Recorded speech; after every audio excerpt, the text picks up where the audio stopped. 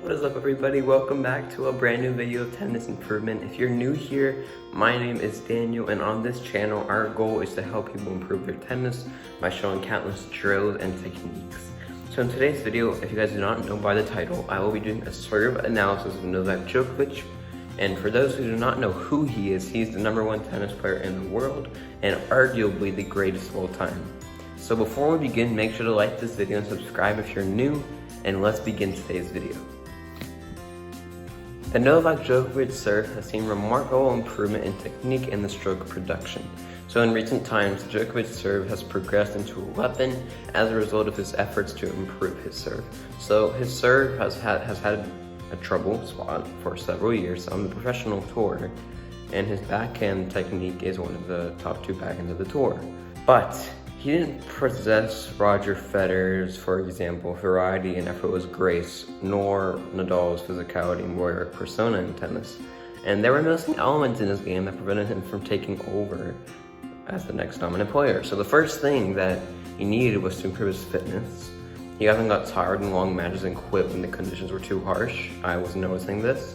And he needed to be mentally stronger and not spend so much energy by being overly dramatic on the court. Technically, the serve needed tweaking overall. So the serve is the most important shot in tennis.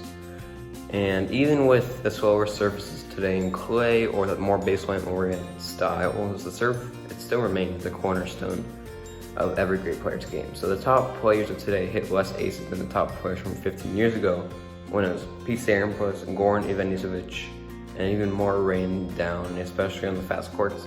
But today, players rely heavily on the serve to set up their next shots. So, for example, Rafael Nadal couldn't compete and complete his own career Grand Slams had it not been for the improvements for his serve.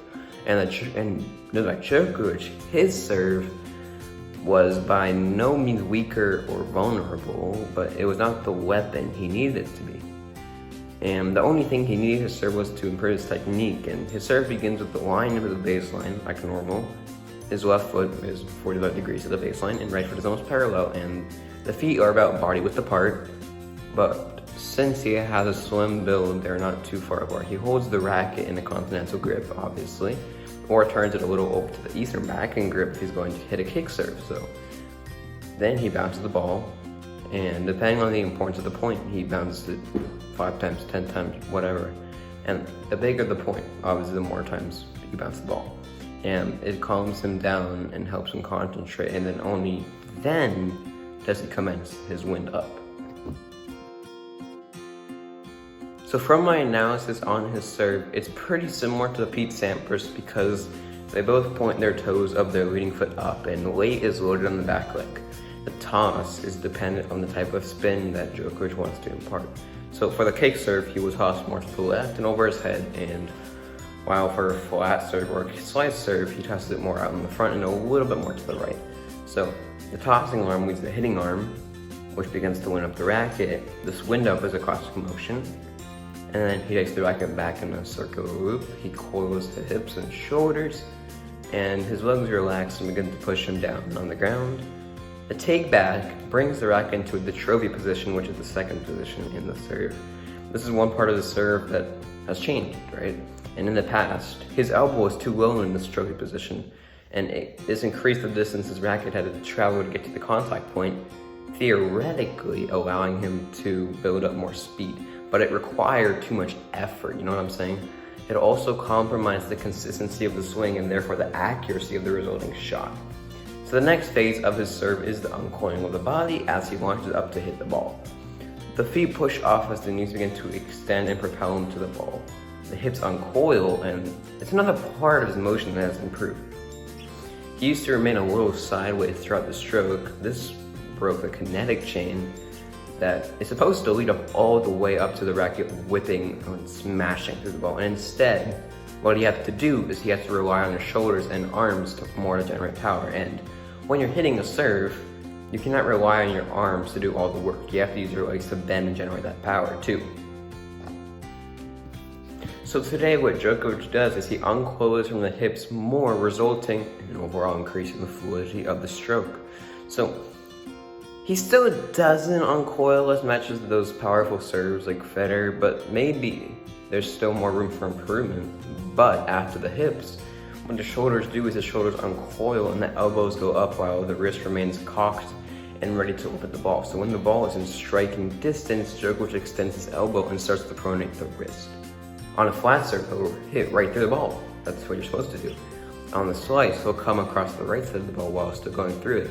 So you guys probably noticed that I'm not just talking about Djokovic serve, but I'm talking about your serve in general. What are you supposed to do on the serve? Flat serves, hit through it. Slice, come from the right side of the ball.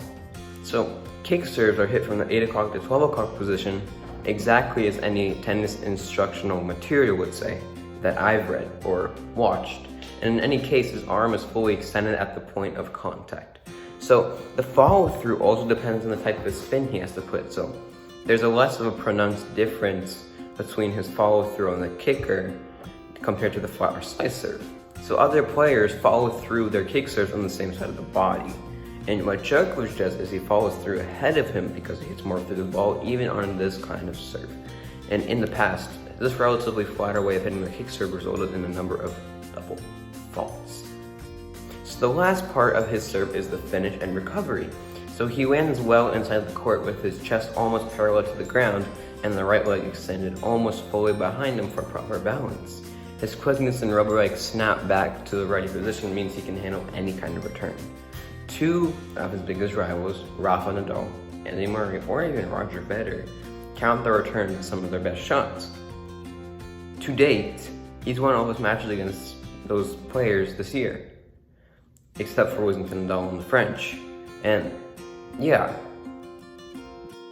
that will end today's video. Thank you so much for watching. I hope you guys took in this information, because I did not just analyze Novak Djokovic's serve, but I also explained the serve, the hitting through it, position.